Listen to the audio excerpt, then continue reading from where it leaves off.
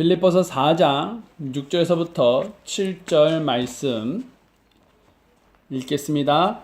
아무것도 염려하지 말고 오직 모든 일에서 기도와 간구로 너희가 요청할 것들을 감사와 더불어 하나님께 알리라. 그리하면 모든 이해를 뛰어넘는 하나님의 평강이 그리스도 예수님을 통해 너희 마음과 생각을 지키시리라. 오늘은 염려하지 마세요라는 제목으로 말씀을 나누기를 원합니다. 오늘 살펴보는 빌립보서는요, 바울이 빌립보 교회에 보낸 편지로 장수로는요, 총 4장밖에 되지 않습니다. 절수로도 104절밖에 되지 않는 비교적 짧은 편지입니다. 그런데 이렇게 짧은 편지 속에 기쁨과 관련된 단어가 약 20번이나 나오고 있다는 것인데요. 예를 들어 빌립보서 4장 4절을 보시면 항상 주를 기뻐하라, 내가 다시 말하노니 기뻐하라고 말씀하고 있습니다. 이와 같이 빌립보서는 기쁨에 관련된 단어가 가득 차 있습니다. 그런데 사실 바울은 이 편지를 쓸 당시 결코 기뻐할 수 없는 그런 상황이었다는 것입니다. 왜냐하면 당시 그는 예수님을 전하다가, 그러니까 복음을 전하다가 감옥에 갇혀 있었기 때문이라는 것이죠.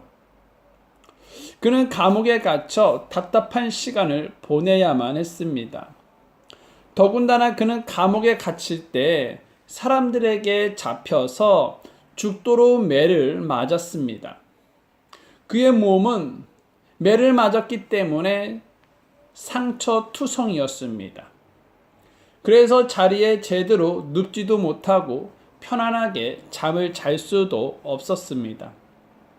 더구나 감옥에서 언제 풀려날 수 있을지도 모르는 절망 속에 있었습니다. 그런데 바울은 빌립보 교회에게 쓴 편지에서 기뻐하라고 권면하고 있다는 것입니다. 사실 바울은 그저 기뻐하며 사는 것이 좋으니까 기뻐하라고 가르치는 그런 정도, 그런 수준의 기뻐하라고 말하는 것이 아닙니다. 또한 그는 자신은 비록 감옥에서 고생하고 있지만 너희는 나 대신 기뻐하며 살라는 식의 이야기로 기뻐하라고 말하는 것도 아닙니다. 그는 먼저 기쁨 가운데 살면서 자신은 기쁨 가운데 살고 있으니 너희도 기뻐하라고 말하고 있는 것입니다.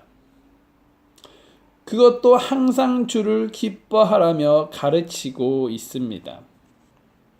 솔직히 우리가 바울처럼 예수님을 전하다가 누구한테 욕을 먹고 침뱉음을 당하고 폭행을 당하고 감옥에 갇히게 된다면 과연 우리도 기뻐할 수 있을까요? 그것도 주님을 기뻐할 수 있을까요? 쉽지 않을 것입니다. 힘들 것입니다. 어려울 것입니다. 우리는 오히려 주님을 기뻐하기보다는 불만과 불평을 터뜨리며 앞으로 우리가 어떻게 될지에 대한 불안과 염려로 슬픔에 잠길 것입니다. 하지만 바울은 불안과 염려보다는 주님을 기뻐했습니다. 또한 그는 불만과 불평을 토하기보다는 오히려 모든 것을 합력하여 선을 이루시는 하나님을 찬양했습니다. 그러면 어떻게 바울은 그러한 환경 속에서 염려하지 않고 기뻐할 수 있었을까요? 즉 염려를 이길 수 있었을까요? 오늘 본문은 그것에 대한 답을 명확하고 친절하게 알려주고 있습니다. 그래서 본문을 살펴보면서 염려를 이기는 비밀을 알아보기를 원합니다. 첫 번째, 염려를 이기는 비결은요, 하나님의 명령에 순종하는 것입니다. 요즘 사람들은 옛날에 비하면 모두들 잘 먹고 잘 삽니다. 더구나 과학의 눈부신 발전과 의술의 발달로 인하여 평균 수명이 늘어나고 건강해졌습니다. 그런데 문제는요, 현대인들의 걱정이나 염려는 점점 더 가중되고 있다는 것입니다. 사회 구조가 전보다 더 복잡해졌고 생존 경쟁이 더 치열해졌기 때문입니다. 어느 회사에서 10년 근속한 사원에게 보너스로 2달간 유급 휴가를 주었습니다. 그런데 그 사원은 유급 휴가를 포기하고 회사에 반납했습니다. 상사가 궁금해서 물었습니다. 왜 휴가 가지 않고 반납했냐고 말입니다. 그 사원은 2가지 이유 때문에 포기했다고 대답했습니다. 하나는 내가 없는 동안 회사 운영이 잘 되면 어떻게 하나라는 염려 때문이었고, 또 다른 하나는 내가 없는 동안에도 회사가 제대로 잘 운영되면 어떻게 하나라는 염려 때문이라고 했습니다. 혹자는 현대를 살아가는 이 시대를 불안해하는 시대라고 규정했습니다. 또한 각종 염려로 목말라하는 시대라고 규정했습니다. 여러분은 어떻습니까? 현대를 살아가는 여러분도 불안과 염려를 가지고 살아가고 있지는 않으십니까? 가난에 대한 염려, 건강에 대한 염려, 죽음에 대한 염려, 직장과 사업의 실패에 대한 염려, 내일 일이나 미래에 대한 염려, 우리 아이들이 격길로 가지 않을까에 대한 염려가 있을 것입니다. 혹시 우리 중에 이러한 염려가 조금이라도 있다면 오늘 성경은 여러분에게 무엇라고 말씀하고 있는지를 살펴보시기를 바랍니다. 본문 6절입니다. 빌립보서 4장 6절을 읽어보겠습니다. 아무것도 염려하지 말고 오직 모든 일에서 기도와 간구로 너희가 요청할 것을 감사와 더불어 하나님께 알리라. 여러분, 성경은 우리에게 많은 염려를 하지 말라거나 적당히 염려하라고 말씀하고 있지 않습니다. 아무것도 염려하지 말라라고 말씀하고 있다는 것이지요. 즉 모든 일에 있어서 염려하지 말라라고 말씀하고 있습니다. 그러면 왜 모든 일에 있어서 염려하지 말라라고 말씀하고 있을까요? 염려가 아무 유익을 주지 않기 때문이라는 것이죠. 여러분 한번 생각해 보세요. 우리가 염려를 해서 조금이라도 형편이 좋아지거나 문제가 풀어진다면 당연히 성경은 염려를 수백 번이나 하라고 말씀하셨을 것입니다. 그러나 염려를 골몇 번 해도 아무 유익이 되지 않고 문제 해결에 전혀 도움이 되지 않기 때문에 염려하지 말라라고 말씀하고 있는 것입니다.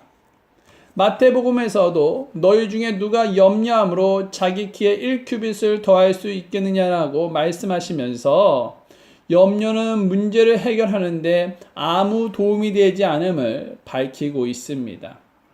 뿐만 아니라 염려는 우리를 지치게 하고 낙담하게 하고 심지어 우리의 소중한 건강마저도 빼앗아 갑니다.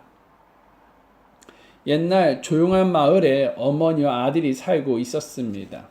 그런데 갑자기 전쟁이 터지고 말았고 어머니와 함께 살고 있던 아들은 전쟁터에 끌려가게 되었습니다. 어머니는 자식이 혹 다친 것은 아닐까 염려하면서 근심이 깊어져 갔습니다. 그 근심은 자식이 죽었다고 확신하게 만들었고, 다만 그 어머니는 살아갈 의욕을 잃고 시름시름 앓다가 세상을 떠나고 말았습니다. 그런데 얼마 후 아들은 전쟁에서 승리하여 돌아오게 되었고, 아들은 이 사실을 알고 심히 통곡하며 절망했다고 합니다.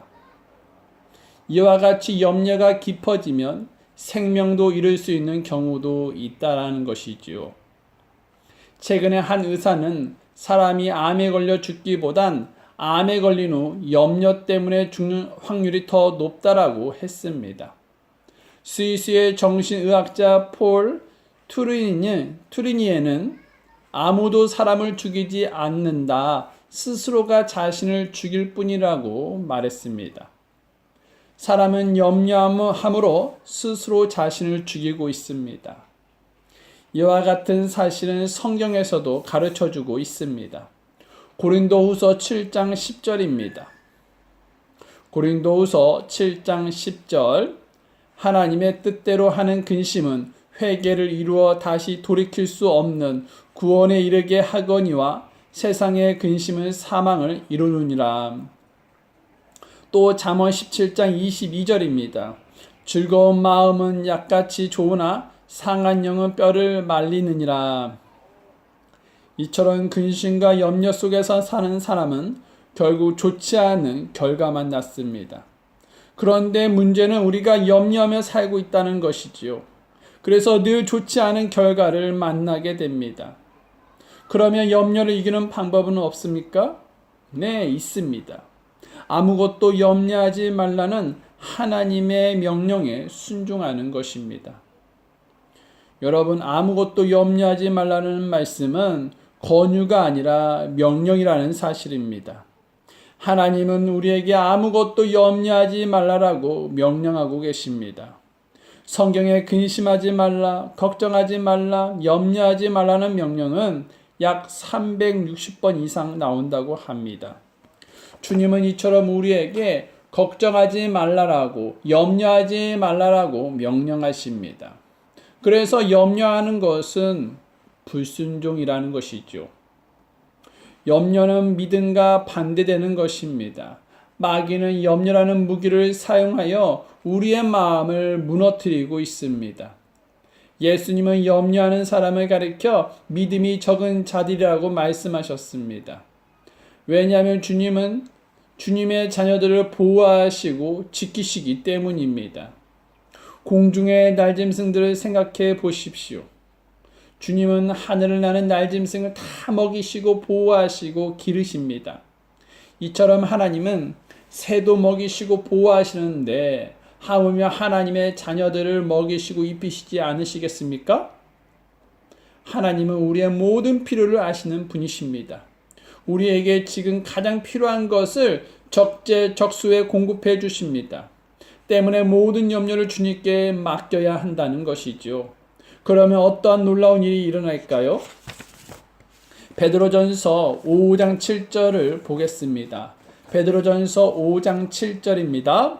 너희의 모든 염려를 그분께 맡기라. 그분께서 너희를 돌보시느니라. 우리 주님은 우리가 주님께 염려를 맡기면 모든 것을 돌보십니다. 이것은 주님의 약속이에요. 그래서 우리는 주님의 약속을, 말씀을 믿고 아무것도 염려하지 말라는 명령에 순종할 수 있기를 바랍니다. 염려를 이기는 비결 두 번째는 무엇일까요? 이런 것이죠. 주님은 우리에게 염려하지 말라라고 명령하십니다. 그 명령에 순종하면 염려가 사라진다는 것입니다. 그런데 우리가 연약하고 나약하여 주님의 명령에 순종하지 못하여 염려를 털어버리지 못할 때가 많습니다. 그런 우리의 연약함을 주님은 잘 아십니다. 그래서 우리의 연약함을 잘 아시는 주님은 염려를 이기는 또 다른 방법을 알려주십니다. 그것이 바로 기도라는 것입니다. 빌립보서 4장 6절을 다시 읽어보겠습니다. 빌립보서 4장 6절입니다. 아무것도 염려하지 말고 오직 모든 일에서 기도와 간구로 너희가 요청할 것을 감사와 더불어 하나님께 알리라. 여러분, 염려 대신 무엇을 하라고 본문은 말씀하고 있습니까? 모든 일에서 기도와 간구 그리고 요청을 하라고 말씀하고 있습니다. 이 세 가지는 모두 같은 의미를 가지고 있습니다. 성경은 3번이나 반복하면서 기도하라고 강조하고 있는 것입니다. 기도가 얼마나 중요하고 우리에게 꼭 필요하다는 것을 가르쳐 주고 있다는 사실입니다. 그러면 성경은 왜 이렇게 기도를 강조하고 있을까요? 주님은 주님께 구하는 자에게, 찾는 자에게, 두드리는 자에게 다음과 같은 약속을 하셨기 때문입니다. 마태복음 7장 7절에서부터 8절입니다. 마태복음 7장 7절에서부터 8절. 구하라 그러면 너희에게 주실 것이요, 찾으라 그러면 너희가 찾을 것이요, 두드리라 그러면 너희에게 열릴 것이니 구하는 자마다 받고 찾는 자는 찾으며 두드리는 자에게 열릴 것이니라. 주님은 구하는 자에게 주시고 찾는 자에게 찾게 해주시고 두드리는 자에게 열리게 해주십니다. 한마디로 기도 응답을 해주신다고 약속하셨습니다. 아무리 기도를 열심히 해도 응답이 없으면 기도하는 사람은 지치고 낙심하기 마련입니다. 그러나 주님은 우리가 기도할 때마다 외면하지 아니하시고 귀를 기울이십니다. 그래서 시편 기록자는 이렇게 고백했습니다. 내가 내 목소리로 하나님께 부르짖으며 내 목소리로 하나님께 부르짖으니 그분께서 내게 귀를 기울이셨도다. 여러분, 이 말씀에 대해 많은 설명이 필요치 않습니다. 어린아이처럼 순전하게 믿고 주님께 부르짖으십시오. 그러면 염려를 이길 수 있습니다. 그런데 사람이 염려거리가 생기면 술을 찾습니다. 또 사람은 문제가 생기면 사람들을 찾아다니거나 자기의 지혜로 해결해 보려고 한다는 것이죠. 그러나 여러분, 술은 잠시 그 일을 잊게 해줄 뿐이지 해결해 주지 못합니다. 사람의 지혜로 문제를 해결하려고 해도 그렇게 애를 써도 문제가 해결되지 않습니다. 도리어 지혜를 쓰면 쓸수록 더 큰 위기가 찾아옵니다. 사람의 지혜는 그다지 지혜롭지 못하고 능력이 많지 않기 때문입니다. 그래서 야고보에서는 다음과 같이 기록하고 있습니다. 야고보서 1장 5절입니다.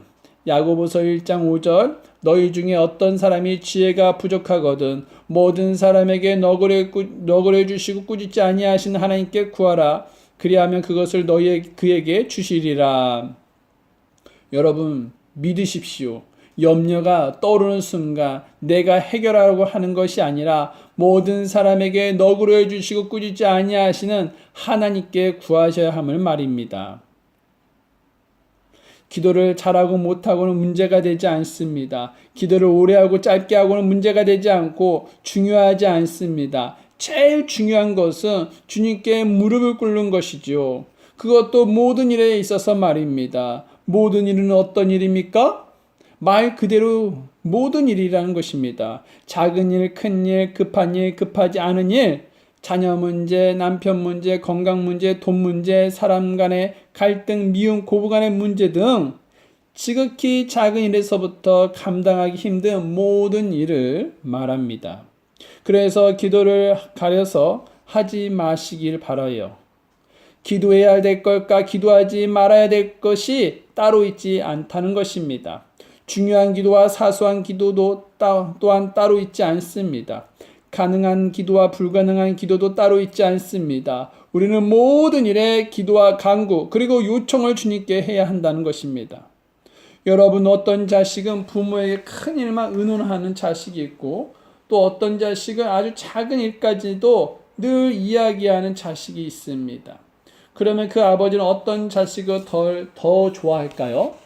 큰 딸은 집에 들어와서 인사만 하고 자기 방에 들어가서 전혀 나올 생각을 하지 않는 반면에 작은 딸은 집에 들어오자마자 아버지에게 달려가서 안기며 오늘 아침에 버스에서 어떤 남자를 봤는데 그 남자가 아빠처럼 잘생겼고 키도 큰데 그 학생이 나에게 관심 있는 것 같다라는 얘기부터 학교생활 얘기까지 아빠와 얘기하며 의논한다면 그 아빠는 어떤 자식이 더 예뻐 보이고 사랑스러울까요?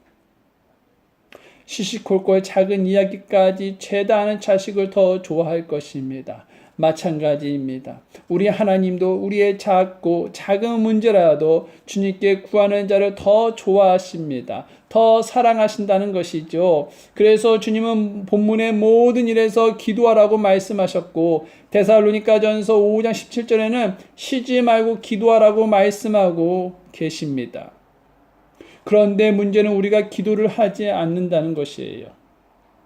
삶이 너무 바쁘다며 기도 자리를 피합니다. 피곤하다며 기도를 건너뜁니다. 그런데 여러분, 기억해야 할 것이 있어요. 우리가 이렇게 바쁘고 몸이 피곤한 이유가 무엇일까요? 마귀가 오늘날 그리스도인들을 바쁘게 살도록 도와주기 때문이라는 것입니다. 그리고 피곤하게 만들어주기 때문입니다. 그래서 기도할 시간이 없다고 말하게 하며 피곤해서 기도할 수 없다고 합리화시키게 합니다. 마귀는 우리에게 말합니다. 전도도 하고 봉사도 하고 구제도 하고 성경 공부도 하고 선한 일에 힘쓰라고 말입니다. 그러나 기도만은 하지 말라라고 강력하게 유혹한다는 것이지요. 여러분, 기도 없는 바쁨을 자랑하지 마십시오. 기도 없는 피곤함을 부끄러워하십시오. 그리고 다시 기도의 자리로 돌아오십시오. 무릎을 꿇으십시오. 그리고 승리하시기를 바랍니다. 여러분이 만약 그리스도인이라면 하루에 정해진 기도의 시간이 있어야 함을 믿으십시오. 단 5분을 기도해도 기도하기에 정해진 시간과 장소가 있어야 합니다. 그 시간이 있는 것과 없는 것은 완전히 달라요. 시간을 정해놓고 기도한 다니엘을 한번 생각해 볼까요?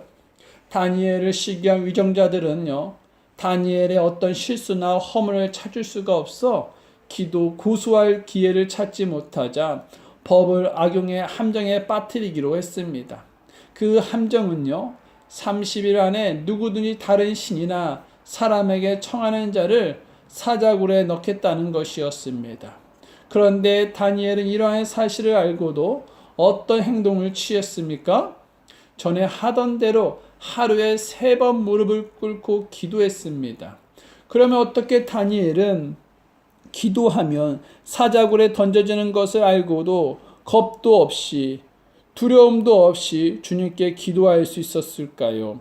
평소에 기도 장소에서 하나님을 만났기 때문입니다. 여러분, 우리가 기도하는 대상은 전능하신 하나님이십니다. 그분은 이스라엘 백성들에게 만나와 메추라기를 하루도 빠짐없이 광야 생활 40년 동안 먹이신 능력의 하나님이십니다. 또 그분은 우주 만물을 창조하신 창조주 하나님이십니다. 또 그분은 죽은 나사로를 살리신 생명을 주관하시는 하나님이십니다. 이와 같은 하나님께서 기도하는데 이와 같은 하나님께 기도하는데 다니엘이 무엇이 두렵고 무엇이 염려가 되고 무엇이 걱정이 되겠습니까? 그래서 사자굴이라는 위협이 있었지만 다니엘은 담대하게 주님을 의지하며 주님께 무릎을 꿇을 수 있었습니다. 그렇습니다. 여러분, 평소 우리의 기도의 샘이 마르지 않는 한 문제는 문제가 되지 않을 것이고, 염려는 염려가 되지 않을 것이고, 근심은 근심이 되지 않을 것입니다. 그렇다면 여러분, 요즘 기도하는 삶을 유지하고 계십니까? 아니면 바쁘다는 핑계로 기도를 건너뛰고 계시지는 않으십니까? 제가 장담컨대 요즘 여러분이 기도하지 않았다면 불안이 엄습해 오고 두려움과 염려로 잠을 설치는 날이 많았을 것입니다. 만약 이러한 삶을 살고 있다면 주님께 아뢰십시오. 우리 주님은 여러분의 기도를 들으시고 응답해 주실 것입니다. 이와 같은 사실을 믿고 기도의 용사가 되어 염려를 이길 수 있기를 바랍니다. 저는 지금껏 이 세상에서 우리를 힘들게 하는 염려를 극복할 수 있는 방법을 말씀드렸습니다. 그 첫 번째가 아무것도 염려하지 말라고 명령하시는 하나님의 말씀을 믿고 순종하는 것이고, 두 번째로 모든 일에서 기도하는 것이었습니다. 그런데 놀라운 것은 우리가 이 말씀을 믿고 순종했을 때 우리에게 주어지는 하나님의 선물이 있다는 것입니다. 그것이 무엇일까요? 7절을 다 같이 읽어보겠습니다. 본문 7절입니다. 빌립보서 4장 7절, 그리하면 모든 이해를 뛰어넘는 하나님의 평강이 그리스도 예수님을 통해 너희 마음과 생각을 지키시리라. 우리가 주님의 말씀대로 염려를 하지 않고 모든 일에서 기도하면 주님은 하나님의 평강을 선물로 허락해 주십니다. 그런데 여기서 하나님의 평강은 평강인데 무엇을 뛰어넘는 하나님의 평강입니까? 모든 이해를 뛰어넘는 하나님의 평강입니다. 마음속에 염려와 불안으로 고통받고 있는데, 더구나 아직 문제가 해결된 것도 아닌데 도무지 이해할 수 없는, 우리로서는 상상할 수도 없는 하나님의 평강이 찾아온 것입니다. 이 평강은 사람이 주는 것이 아니고 우리 의지로 만들어낼 수 있는 것도 아닙니다. 오직 하나님께서 주시는 평강이며 우리에게 주시는 선물이라는 것입니다. 그래서 환경은 아직도 그대로지만 내 마음과 생각을 주님께서 지켜주셔서 하나님의 평강을 맛보게 하십니다. 사무엘기를 보면 엘가나라는 사람이 나옵니다. 그에게는 두 아내가 있었는데 하나는 한나였고 또 다른 하나는 브린나였습니다. 한나는 하나님께서 그녀의 태를 닫으셔서 자녀를 낳지 못했습니다. 반면에 브린나에게는 아들, 딸들이 있었습니다. 그런데 한나가 아이를 갖지 못하자 브린나는 그녀가 자식이 없음을 조롱하기도 하고 무시하고 반복적으로 그녀를 자극하며 힘들게 했습니다. 그 괴로움은 그녀를 슬픔에 취해 있게 했고 먹지 못하는 시간이 많아지게 했고 눈물이 마르지 않게 했습니다. 그녀의 슬픔과 고통은 어떤 것으로 해결되지 않았습니다. 한나는 마음이 괴로워서 하나님께 기도했어요. 그 결과 그녀에게 어떠한 일이 일어났을까요? 성경은 말해주고 있습니다. 그 여인이 자기의 길로 가서 먹고 다시는 얼굴에 슬픔이 없었더라. 여러분, 먹지도 않고 울기만 하던 한나가 이제는 먹고 다시는 울지 않았습니다. 그런데 여기서 중요한 것은 그녀는 아직 자녀를 얻지 못했다는 것입니다. 그럼에도 불구하고 하나님께서 그녀에게 하나님의 평강을 허락하셨기에 그녀의 얼굴에 슬픔이 사라지고 하나님의 평강을 누리게 되었다는 것입니다. 여러분도 혹시 이러한 평강을 누리시기를 원하십니까? 그렇다면 간단합니다. 평강을 주시는 하나님께 기도하십시오. 그러면 모든 이해를 뛰어넘는 하나님의 평강이 여러분에게 임하게 될 것이고 누리게 될 것입니다. 이 사실을 믿을 수 있기를 바랍니다.